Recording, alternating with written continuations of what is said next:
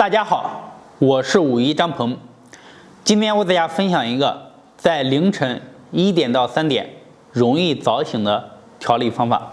在这个时间段属于人体的肝经当令的时间段，在这个时候呢，应该是熟睡、深度的睡眠，才有利于你肝脏的排毒、修复身体、生气血。恰恰呢，很多人在这个时间段就莫名的醒来了，再也睡不着，会烦躁，然后感觉到不舒服，人的心情都会受到大大的影响。大家先跟着我一起用手掌呢，从你的大腿根开始推向你的脚踝这个位置，感受一下你大腿内侧这些肌肉是僵硬的还是松软的。一般情况下，如果你大腿内侧的肝经不通、堵塞的，我们稍微用力去推，都能感觉到非常的痛。很多人可能会感觉到是胀的。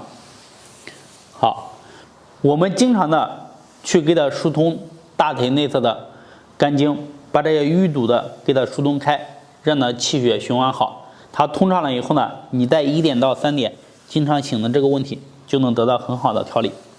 好。具体怎么做呢？用你的手掌放在这里，2个手叠加。如果平时手掌比较凉的，要给它搓热。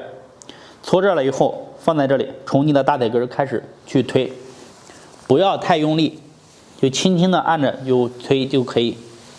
好，一边的做一边数着，默默的去数。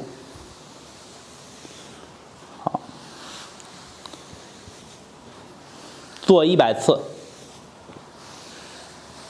好，一般情况下，我们100次做下来以后呢，你这个大腿基本上就会发热，肝经呢，它就会感觉到变得软软的，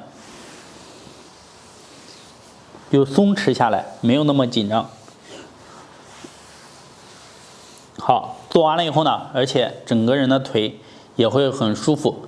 要是在睡觉之前做呢，它对你的睡眠都有很好的促进作用，帮助你在1点到3点不醒来是很好的。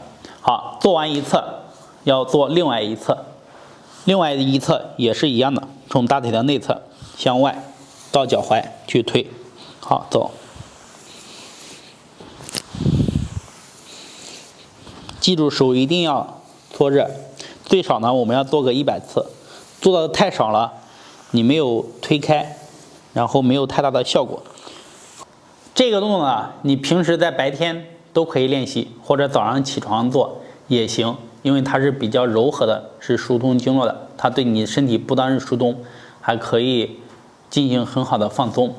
要是在晚上睡觉之前做呢，它对你的大腿忙活一天走路啊干啥疲劳放松了以后呢，你在睡觉它就不容易醒来。好，经常醒呢，一定要好好的推肝经，每天坚持做个100次，效果是非常好。如果还想学习更多的养生知识，可以点击上方关注，或者在视频的下方点赞、评论、留言和我进行交流，谢谢。